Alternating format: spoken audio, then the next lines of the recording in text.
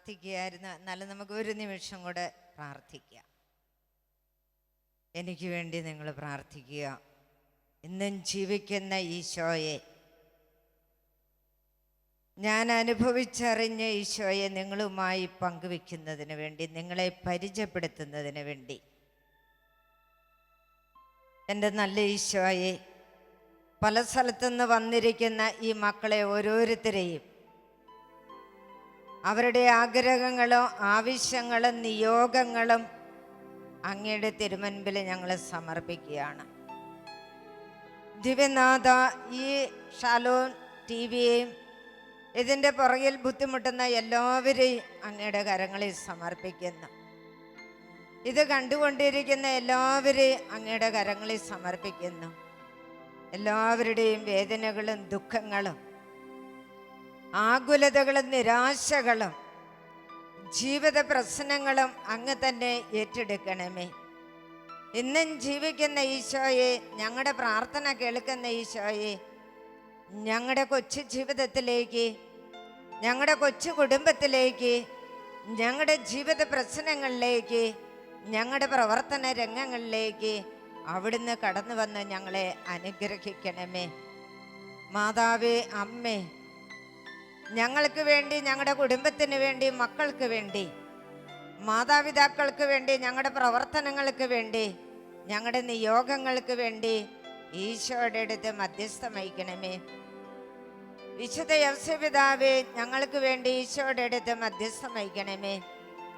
സ്വർഗത്തിലെ മാലാഖമാരെ, വിശുദ്ധ ഗണങ്ങളെ, ഞങ്ങൾക്ക് ഓരോരുത്തർക്കും വേണ്ടി ഈശോയുടെ അടുത്ത് മധ്യസ്ഥം വഹിക്കണമേ. ഈശോയെ, അവിടുത്തെ പ്രിയപ്പെട്ട അമ്മയുടെയും വളർത്ത പിതാവിൻ്റെയും സകല വിശുദ്ധരുടെയും മാലാഖമാരുടെയും പ്രാർത്ഥന സ്വീകരിച്ചുകൊണ്ട് ഞങ്ങളെ അനുഗ്രഹിക്കണമേ. ഞങ്ങളുടെ നിയോഗങ്ങളെ അവിടുന്ന് സാധിച്ചു തരണമേ. അങ്ങയുടെ മുറിവേറ്റ കരം നീട്ടി ഞങ്ങളെ ആശീർവദിക്കണമേ, ഞങ്ങളെ സുഖപ്പെടുത്തണമേ. പിതാവിൻ്റെയും പുത്രൻ്റെയും പരിശുദ്ധാത്മാവിൻ്റെയും നാമത്തിൽ ആമേൻ. ഈശോ മിശിഹായ്ക്കും സ്തുതിയായിരിക്കട്ടെ. എൻ്റെ പേരും വീട്ടുപേരും ഒക്കെ പറഞ്ഞു. ഞാൻ ആരാധനാ മഠത്തിലാണ് താമസിക്കുന്നത്. 45 കൊല്ലമായിട്ട് ആരാധനാ മഠത്തിൽ, കിളിയന്ത്ര എന്ന് പറയും, ഇരട്ടി അടുത്തുള്ള ഒരു മഠത്തിലാണ് ഞാൻ താമസിക്കുന്നത്. വീട് പറഞ്ഞു കഴിഞ്ഞു, കർണാടക വെളുത്തങ്ങാടി രൂപത. ഞങ്ങൾ 5 മക്കളാണ്. എൻ്റെ മൂത്തത് ഒരാങ്ങള, 4 പെൺകുട്ടികൾ. അതിൽ മൂത്തതാണ് ഞാൻ. ഞാനിവിടെ പങ്കുവെക്കുമ്പോൾ ഈശോ എൻ്റെ കൊച്ചു ജീവിതത്തിൽ പ്രവർത്തിച്ച കാര്യങ്ങൾ, ഒപ്പം എന്നിലൂടെ പ്രവർത്തിച്ച ചില കാര്യങ്ങളുമായിരിക്കും പങ്കുവെക്കുക. ഒപ്പം 1-2 വചനങ്ങൾ. ഏറ്റവും പ്രധാനപ്പെട്ടത്, എന്നെ എപ്പോഴും സ്പർശിക്കുന്ന ഒരു കാര്യം, ഫിലിപ്പിയർക്ക് എഴുതിയ ലേഖനം 4-ാം അധ്യായത്തിൽ 13-ാമത്തെ വാക്യത്തിൽ പറയുന്നുണ്ട്, എന്നെ ശക്തിപ്പെടുത്തുന്നവനിലൂടെ എല്ലാം ചെയ്യാൻ എനിക്ക് കഴിയും. എന്നെ ശക്തിപ്പെടുത്തുന്നവനിലൂടെ എല്ലാം ചെയ്യാൻ എനിക്ക് സാധിക്കും. എല്ലാവരും അതൊന്ന് പറഞ്ഞ്, എന്നെ ശക്തിപ്പെടുത്തുന്നവനിലൂടെ എല്ലാം ചെയ്യാൻ എനിക്ക് സാധിക്കും. അപ്പം എനിക്ക് നിങ്ങളോട് പറയാനുള്ള ഇതാണ്, ഈശോ നമ്മെ ശക്തിപ്പെടുത്തി കഴിയുമ്പോൾ എല്ലാം ചെയ്യാനായിട്ട് നമുക്ക് സാധിക്കും. പരിശുദ്ധ അമ്മയുടെ ജീവിതത്തിൽ ദൈവം ഒരു കാര്യം മാതാവിനോട് ആവശ്യപ്പെട്ടു. നമുക്കെല്ലാവർക്കും അറിയാവുന്ന കാര്യമാണ്, ഈശോയുടെ അമ്മയാകാവോ. മാതാവിൻ്റെ ജീവിതത്തിൽ ഒത്തിരി ഭയമുണ്ടായി, ഒത്തിരി സംശയങ്ങളുണ്ടായി. എല്ലാത്തിനും ഉത്തരം മാലാഖയോട് തന്നെയാണ് ചോദിച്ചത്. പരിശുദ്ധാത്മാവ് നിന്റെ മേൽ വരും, അത്യുന്നതന്റെ ശക്തി നിന്റെ മേൽ ആവസിക്കും. അവിടെയാണ് അത്ഭുതങ്ങളും അടയാളങ്ങളും പ്രവർത്തിക്കുന്നത്. പരിശുദ്ധാത്മാവിൻ്റെ ശക്തി നമ്മുടെ ഓരോരുത്തരുടെയും മേൽ വന്നു കഴിയുമ്പോൾ നമ്മളല്ലാതെ ആയി മാറുകയാണ്. അത്രയും ആ കാര്യം പറഞ്ഞിട്ട് വീണ്ടും ഞാൻ എൻ്റെ ജീവിതത്തിലേക്ക് കിടക്കുകയാണ്. എൻ്റെ വീട്ടിൽ എല്ലാവരും പഠിച്ചവരാണ്. എൻ്റെ ആങ്ങളെ അനുജത്തിമാരും, ഒരനുജത്തി റവറൻ സിസ്റ്ററാണ്, ഒരാൾ നേഴ്സാണ്. അങ്ങനെ എല്ലാവരും അത്യാവശ്യം പഠിച്ചവരാണ്. എന്നെ എൻ്റെ മാതാപിതാക്കൾ പഠിപ്പിച്ചില്ല. സ്വാഭാവികമായിട്ട് 4 പേരെയും പഠിപ്പിച്ച് എന്നെ മാത്രം പഠിപ്പിക്കാത്തപ്പോൾ മാതാപിതാക്കളോട് നമുക്ക് എന്ത് തോന്നും? ഭയങ്കര വെറുപ്പാണ്. നിങ്ങൾക്കുണ്ടായോ എന്ന് എനിക്ക് അറിഞ്ഞൂടെ. എനിക്ക് വെറുപ്പായിരുന്നു. എൻ്റെ മാതാപിതാക്കൾ എന്തെങ്കിലും കാര്യത്തിന് മോളെ വേഗം വരാൻ പറഞ്ഞു കഴിഞ്ഞാൽ ഞാൻ എൻ്റെ മനസ്സിലോർക്ക് ഇപ്പം അങ്ങനെ അങ്ങ് വരുന്നില്ല, പഠിപ്പിച്ചവരെ വിളിക്കാൻ പാടില്ലെന്ന് എൻ്റെ ഉള്ളിൽ തോന്നിയിട്ടുള്ള കാര്യമാണ് ഞാൻ നിങ്ങളുമായിട്ട് പങ്കുവെക്കുന്നത്. അപ്പം നിങ്ങൾ ഓർക്കണം, നിങ്ങളുടെ ജീവിതത്തിൽ ഇങ്ങനെയൊക്കെ ഉണ്ടോ എന്ന്. എൻ്റെ മാതാപിതാക്കളോട് ഉണ്ടായിരുന്ന ദേഷ്യം കൊണ്ടാണ് ഞാൻ ആരാധന മഠത്തിലേക്ക് വരാൻ കാരണം. ദൈവകൃപയാൽ ഇന്ന് അത്രയൊന്നും ഇല്ല. എൻ്റെ വീട്ടിൽ അടുക്കളപ്പണിക്ക് ആളുള്ളപ്പോഴാണ് ആരാധന മഠത്തിൽ അടുക്കളപ്പണിക്കായിട്ട് ഞാൻ വന്നത്. എൻ്റെ മാതാപിതാക്കൾ നല്ലപോലെ എതിർത്തു. എന്നാലും അവരെ പാഠം പഠിപ്പിക്കണമെന്ന് എൻ്റെ ഉള്ളിൽ ഒരു ചിന്തയുണ്ടായിരുന്നു. അവരെ പാഠം പഠിപ്പിക്കണമെന്ന്. പഠിച്ചത് ഞാൻ തന്നെ ആയിപ്പോയി. അപ്പം എനിക്ക് നിങ്ങളോട് പറയാൻ പറ്റും, പലപ്പോഴും നമ്മൾ കുത്തുന്ന കുഴിയിൽ തന്നെ നമ്മൾ ചാടും എന്ന്.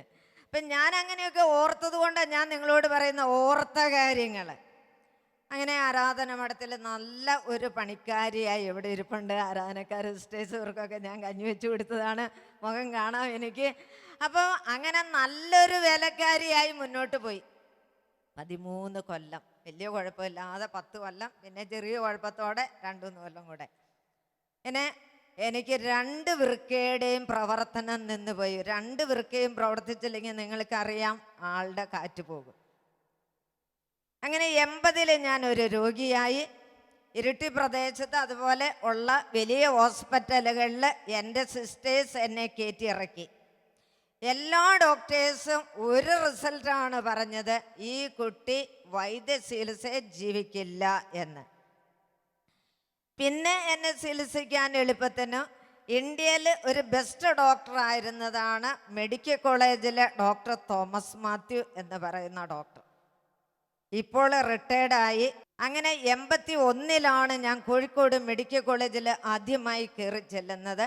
മെഡിക്കൽ കോളേജായിട്ട് തന്നെ 81, 82 മെഡിക്കൽ കോളേജിൽ തന്നെ കഴിഞ്ഞുകൂടി. ഞാൻ മരിക്കാതെ ആയപ്പോൾ എൻ്റെ ഡോക്ടർ എൻ്റെ മദർ പ്രൊവിൻഷ്യലിനെ അറിയിച്ചു, എന്തെങ്കിലും ആഗ്രഹം ഉണ്ടെങ്കിൽ ഒന്ന് സാധിച്ചു കൊടുക്കുക, എന്നിട്ട് ആ കുട്ടി മരിക്കട്ടെ എന്ന്. എൻ്റെ പ്രൊവിൻഷ്യലമ്മ എൻ്റെ അടുത്ത് വന്ന് ചോദിച്ചു, മോളെ എന്താ ആഗ്രഹമുള്ളേ? ഇതൊരു തമാശ ആയിട്ട് നിങ്ങൾക്ക് തോന്നുന്നു. അന്ന് എൻ്റെ ഒരു വലിയ ആഗ്രഹം ഒരു സിനിമ കണ്ട് മരിക്കണമെന്നുള്ളതായിരുന്നു. എൻ്റെ ജീവിതത്തിൽ ഇപ്പോൾ 2 കൊല്ലമായോളൂ ഞങ്ങളുടെ വീട്ടിലൊക്കെ കറണ്ട് കിട്ടിയിട്ട്. പഴയ കാലത്ത് മഠങ്ങളിലൊന്നും TV ഒന്നുമില്ല, ഇപ്പം എല്ലാ മഠത്തിലും TV ഉണ്ട്. അപ്പം ഞാൻ ഈ സിനിമയൊന്നും കണ്ടിട്ടില്ല. എൻ്റെ അടുത്ത് വാർഡിലാണ് ഞാൻ കിടന്നിരുന്നത്. സ്ത്രീകളായിരുന്നു അടുത്ത് കിടന്നവർ.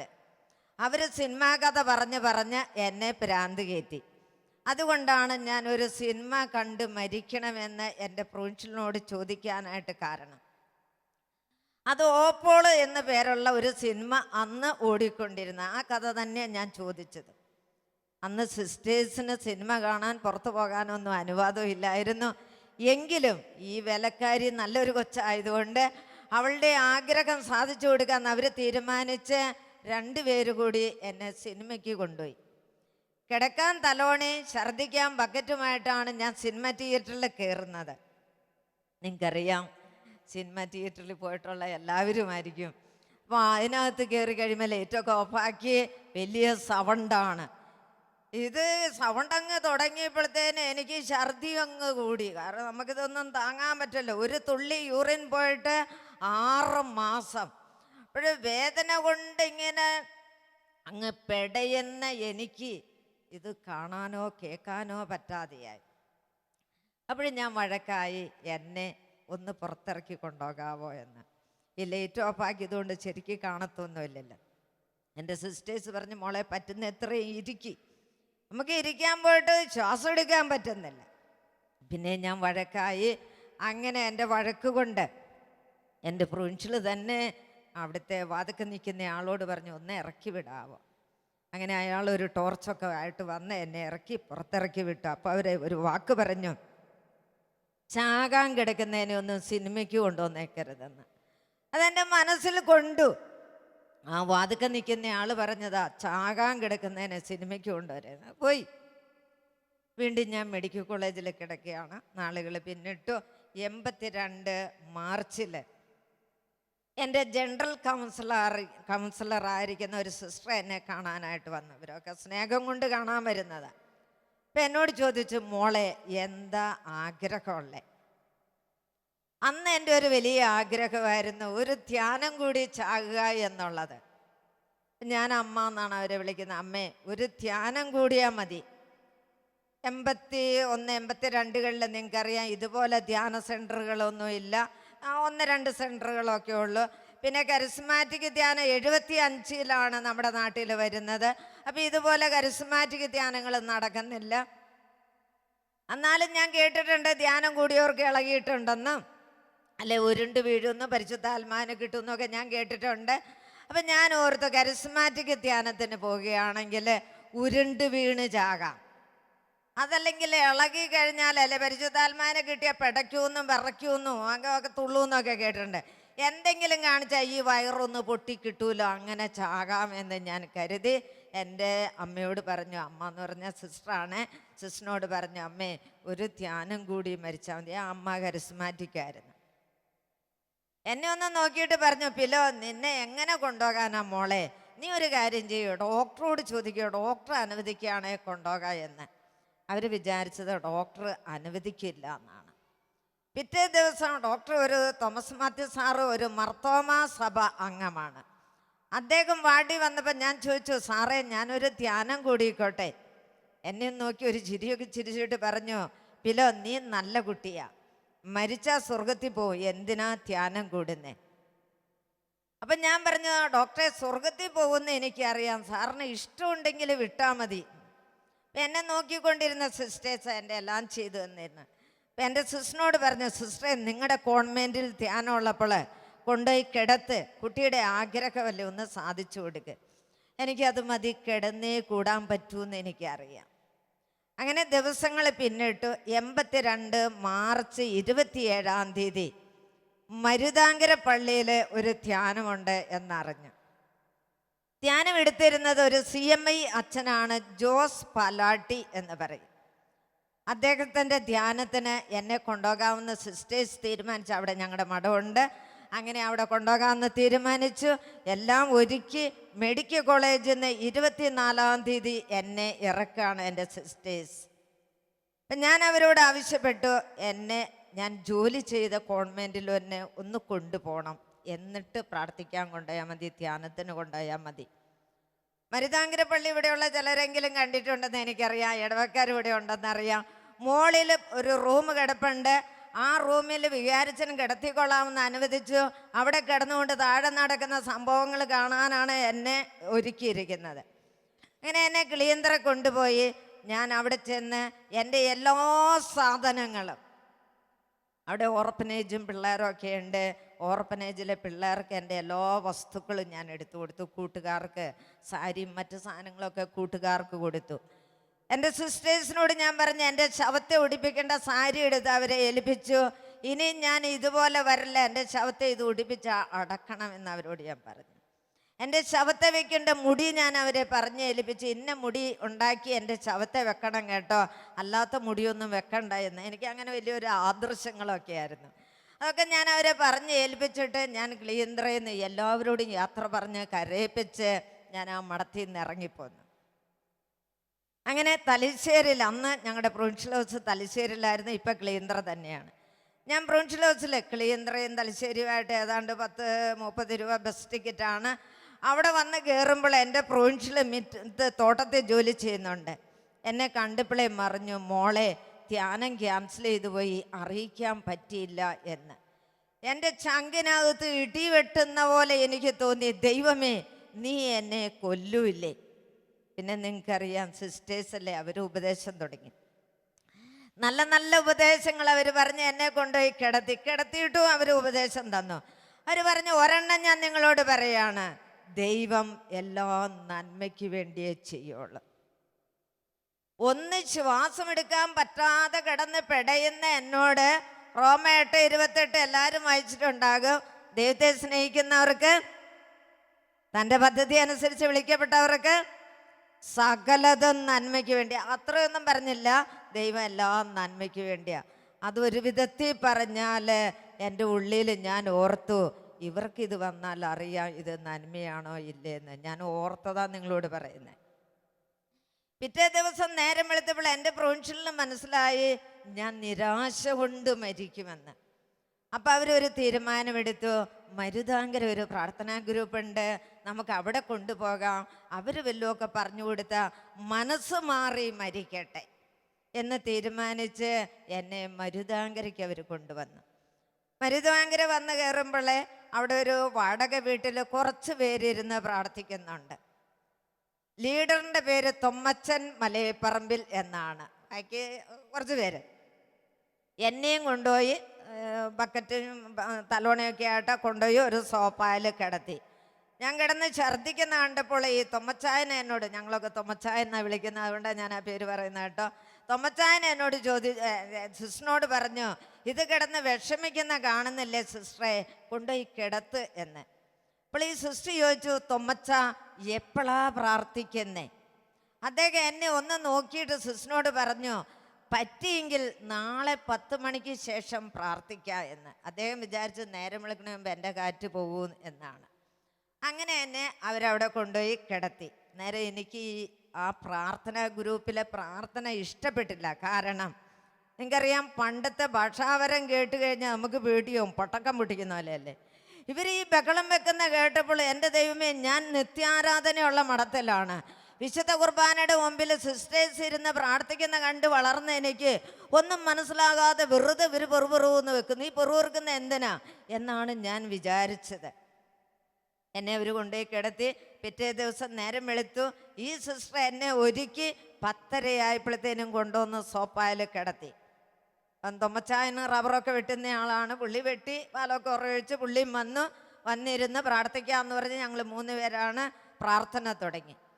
കുറച്ച് പ്രാർത്ഥിച്ച് കഴിഞ്ഞപ്പോൾ അദ്ദേഹം എന്നോട് ചോദിച്ചു, മോളെ നിനക്ക് എന്തെങ്കിലും പ്രയാസമുണ്ടോ? ഞാൻ പറഞ്ഞു, എനിക്ക് വലിയ പ്രയാസമൊന്നും ഇല്ല എന്ന് പറഞ്ഞു.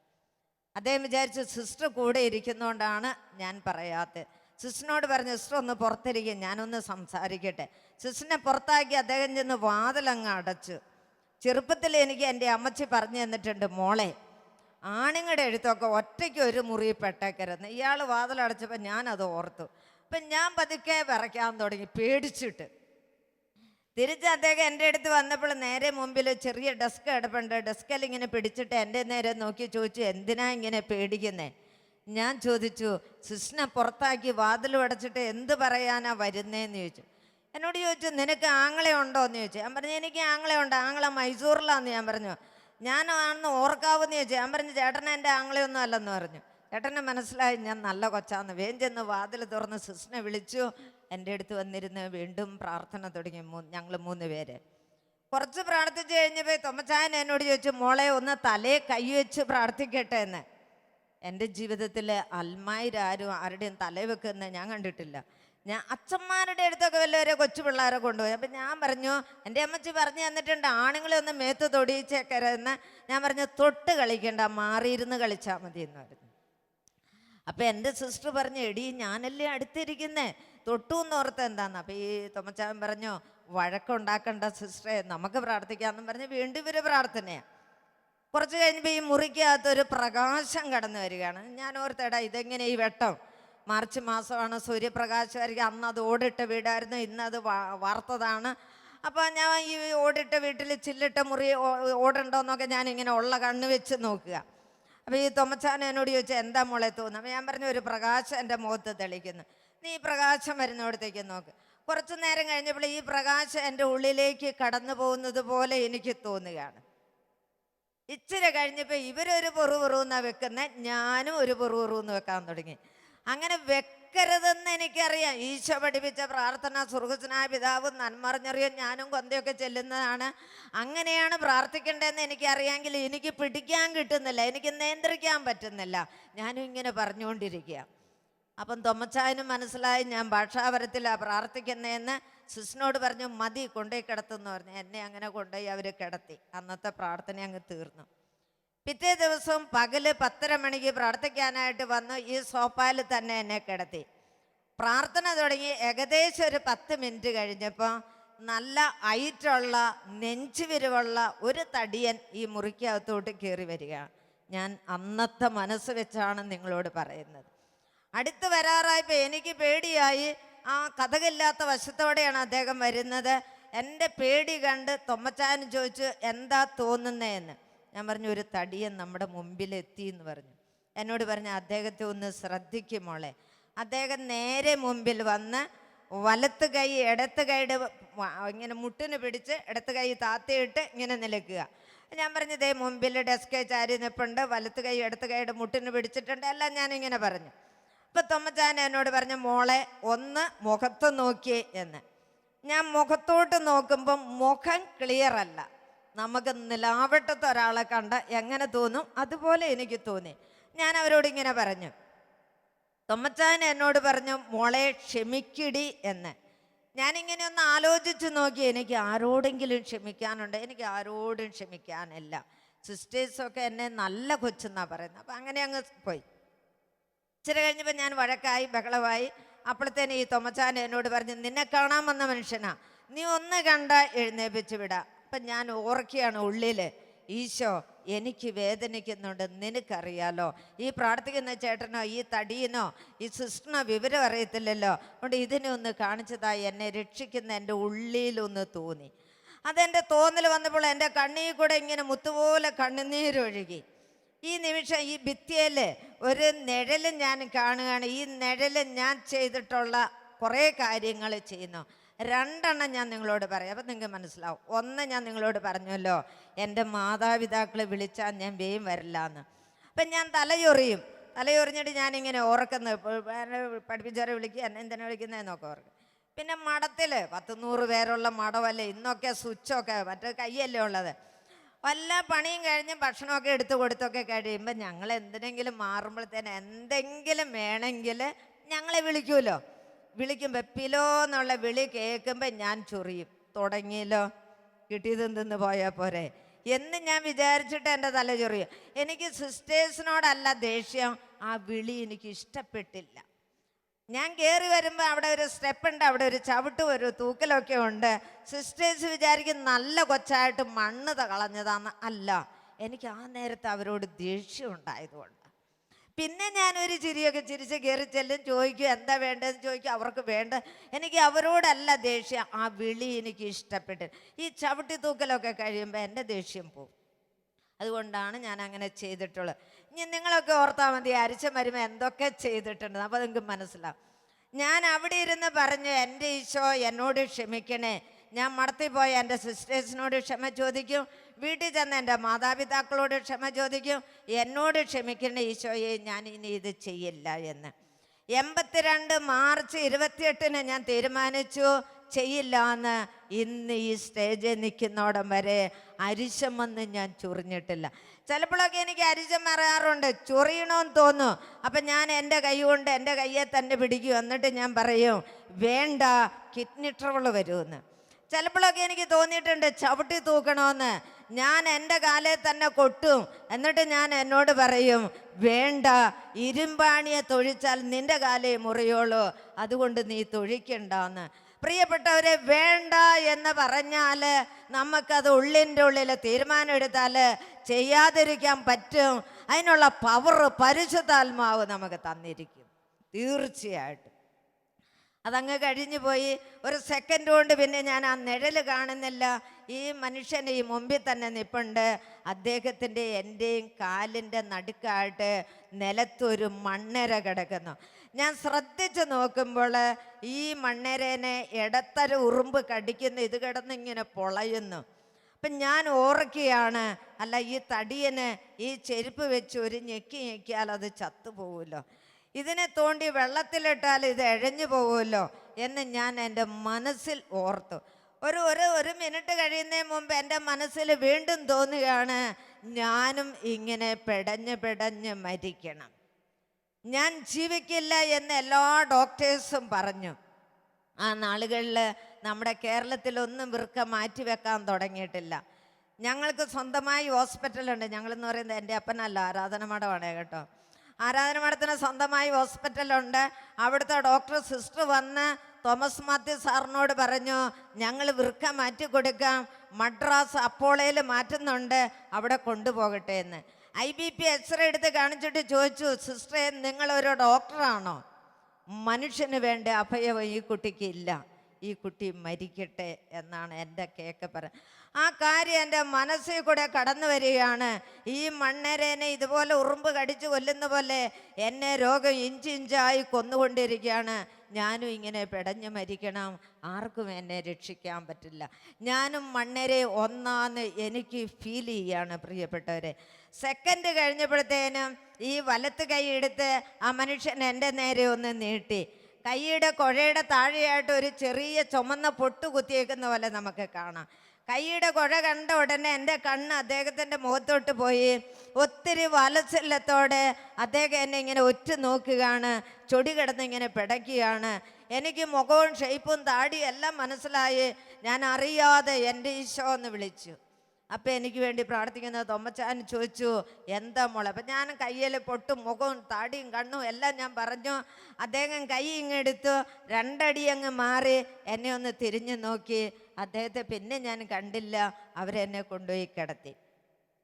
പിറ്റേ ദിവസം വീണ്ടും ഞങ്ങൾ പ്രാർത്ഥിക്കാൻ വന്നു. പ്രാർത്ഥിച്ചുകൊണ്ടിരിക്കുന്ന നേരത്ത് ഈ മനുഷ്യൻ മുറിക്കകത്ത് വരികയാണ്. വലത്ത് കൈയിലൊരു വലിയ പന്തുണ്ട്, ഇടത്ത് കൈ വലത്ത് കൈയുടെ അടിയിൽ ഇങ്ങനെ പിടിച്ചിട്ടാണ് അദ്ദേഹം വരുന്നത്.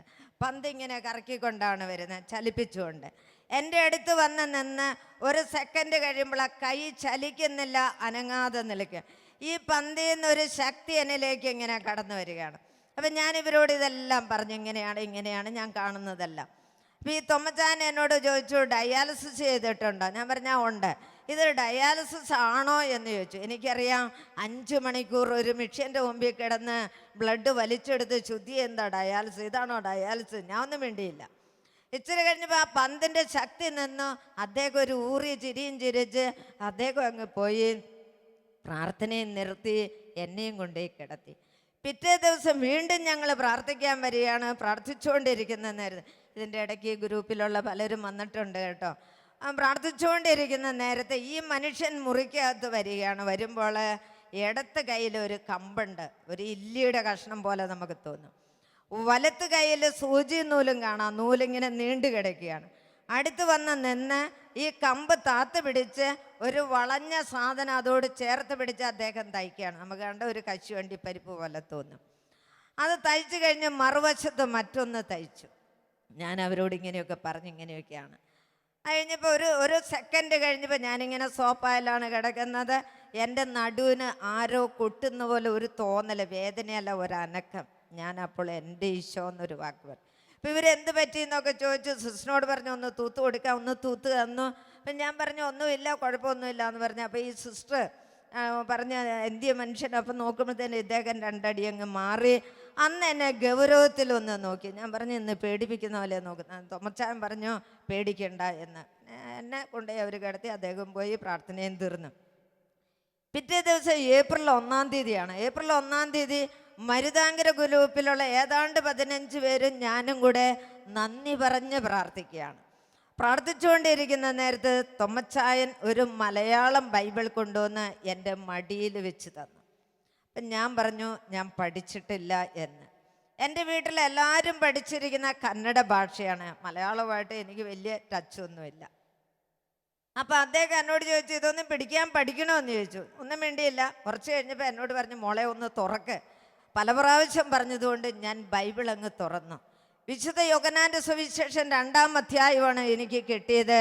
ഈശോ ആദ്യം ചെയ്ത അത്ഭുതം, കാനായിലെ കല്യാണം.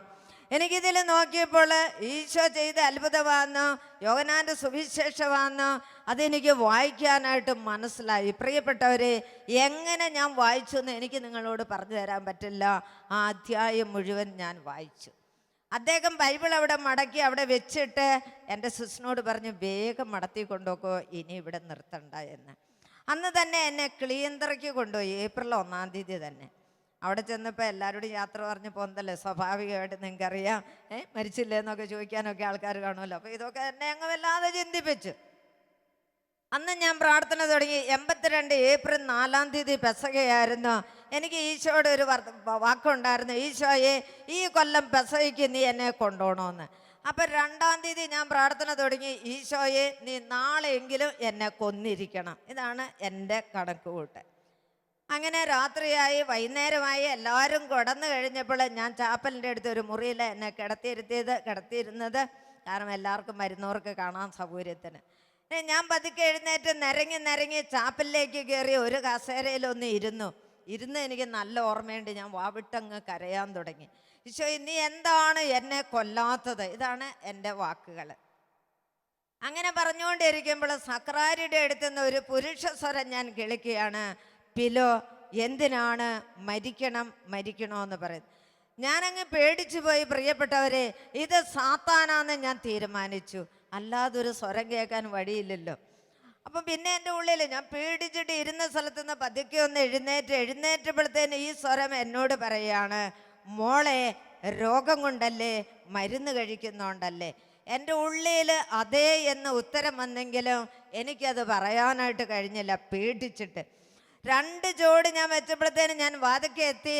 ഞാൻ പുറത്തിറങ്ങുന്നതിന് മുമ്പ് ഈ സ്വരം എന്നോട് വീണ്ടും പറയാണ്, ഇന്ന് മുതൽ നീ മരുന്ന് കഴിക്കണ്ട, എനിക്ക് വേണ്ടി കുറച്ച് നാൾ ജീവിക്കുക. ഒരു കണക്കിന് ഞാൻ എൻ്റെ മുറിയിലെത്തി. ഇത് ദൈവമാണോ സാത്താനാണോ എനിക്കൊരു തീരുമാനം എടുക്കാൻ പറ്റുന്നില്ല.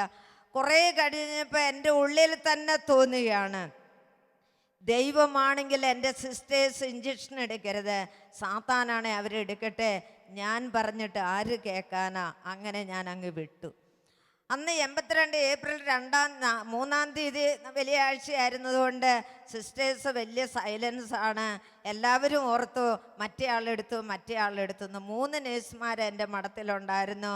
ഒരു ദിവസം 500ഓളം രൂപയുടെ മരുന്ന് ഞാൻ എടുത്തുകൊണ്ടായിരുന്നത്. ഒന്നും ഞാൻ എടുത്തില്ല. അത് 3 ദിവസം. അതൊരു ബുധനാഴ്ച എടുത്തില്ല, വ്യാഴാഴ്ച എടുത്തില്ല, വെള്ളിയാഴ്ച എടുത്തില്ല. ശനിയാഴ്ച എനിക്ക് നോർമലായിട്ട് അല്പം യൂറിൻ പോകാൻ തുടങ്ങി. 6 മാസത്തിന് ശേഷം ഞാൻ എൻ്റെ അധികാരികളെ വിവരം അറിയിച്ചു. അവരെനിക്ക് ഇഞ്ചക്ഷൻ എടുത്തു. ഞാൻ ശനിയാഴ്ച എടുത്തു, ഞായറാഴ്ച എടുത്തു, തിങ്കളാഴ്ച എന്നെ മെഡിക്കൽ കോളേജിലേക്ക് കൊണ്ടുപോയി. തോമസ് മാത്യു സാറ് കണ്ടപ്പോഴേ എന്നോട് ചോദിച്ചു, എന്ത് സംഭവിച്ചു? ഞാനൊന്നും പറഞ്ഞില്ല. സിസ്റ്റേഴ്സ് ഇങ്ങനെയൊക്കെ പറഞ്ഞു. അന്നേരം ഡോക്ടർ പറഞ്ഞു, മുഖത്ത് നോക്കിയിട്ട് എന്തോ മാറ്റം കാണുന്നു.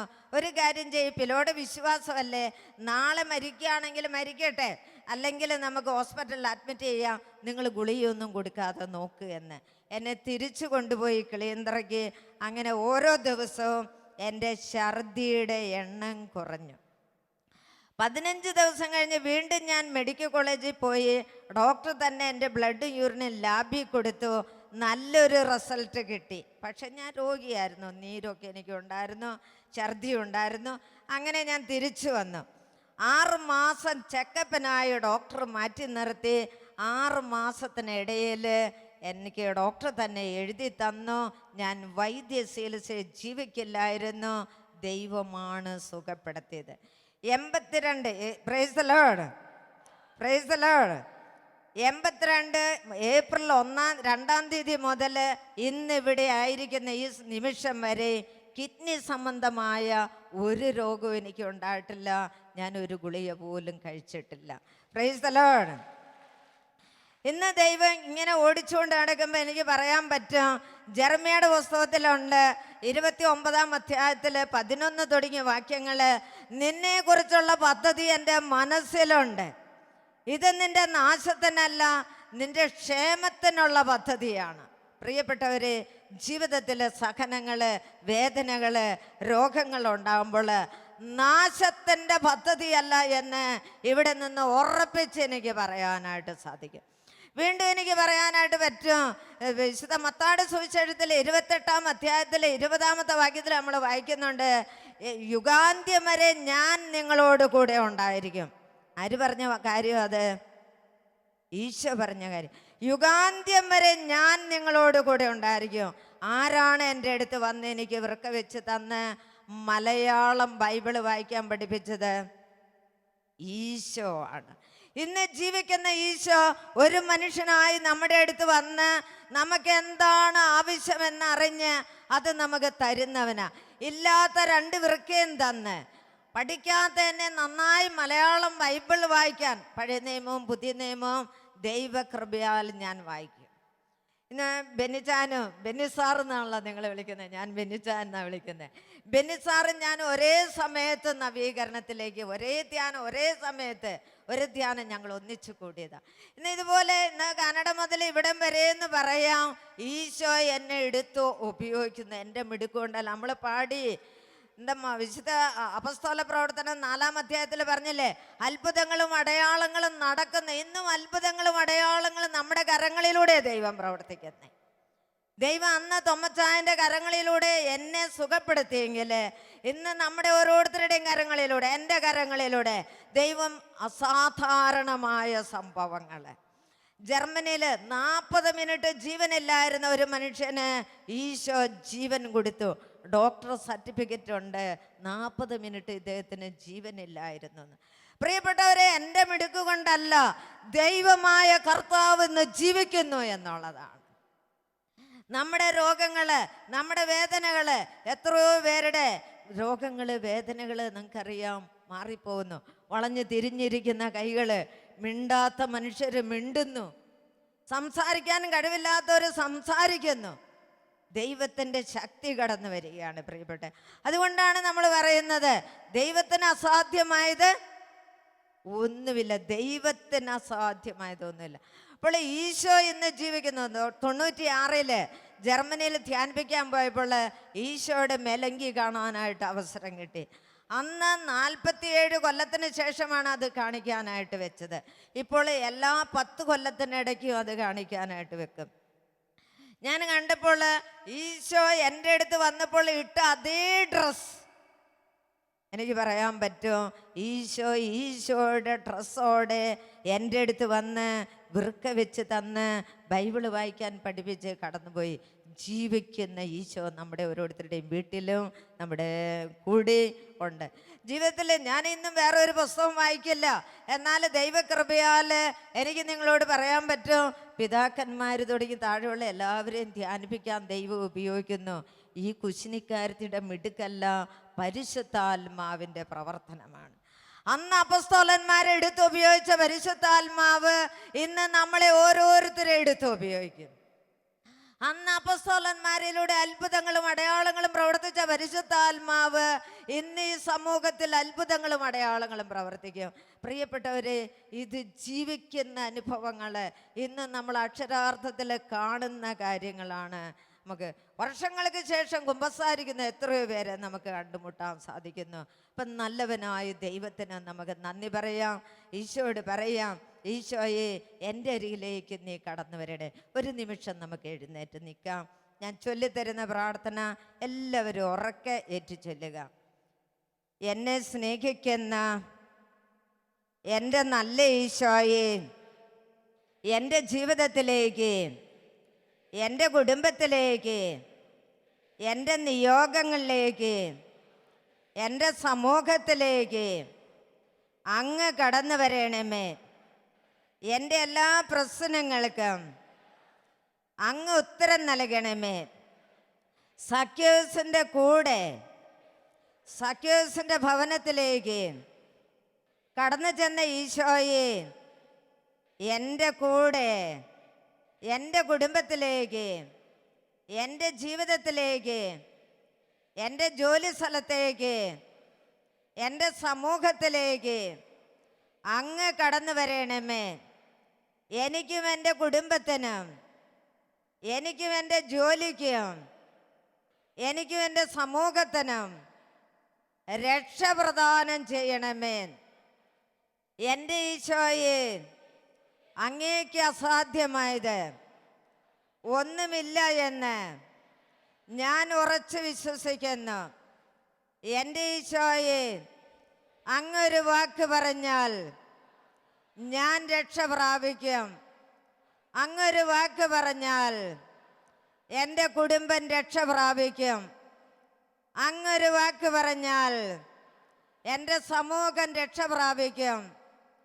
എൻ്റെ ഈശോയെ, അങ്ങ് മനസ്സായാൽ ഞങ്ങളിൽ മാറ്റം സംഭവിക്കും. എൻ്റെ ഈശോയെ, അങ്ങ് മനസ്സായാൽ ഞങ്ങളുടെ കുടുംബത്തിൽ മാറ്റം സംഭവിക്കും. എൻ്റെ ഈശോയെ, അങ്ങ് മനസ്സായാൽ എൻ്റെ സമൂഹത്തിൽ മാറ്റം സംഭവിക്കും. കർത്താവേ, എന്നോട് കരുണ തോന്നണമേ. എൻ്റെ കർത്താവേ, എന്നോട് കരുണ തോന്നണമേ. ഒന്നിച്ചൊന്ന് ഈശോയെ സ്തുതിക്കാം. ഈശോയെ, ഞങ്ങൾ അങ്ങേ സ്തുതിക്കുന്നു, വാഴ്ത്തുന്നു, നന്ദി പറയുന്നു. അവിടുത്തെ സ്നേഹത്തെ ഓർത്ത് സ്തുതിക്കുന്നു, കരുണയോർത്ത് സ്തുതിക്കുന്നു, ശക്തി ഓർത്ത് സ്തുതിക്കുന്നു. ഈശോയെ സ്തുതി, ആരാധന, മഹത്വം കർത്താവേ, സ്തോത്രം. Hallelujah, hallelujah, hallelujah, hallelujah, hallelujah, hallelujah, hallelujah, hallelujah, hallelujah, hallelujah, hallelujah, hallelujah, hallelujah, hallelujah, hallelujah, hallelujah, hallelujah, hallelujah. സ്തോത്രം. Praise the Lord. ഉറക്കെ praise the Lord.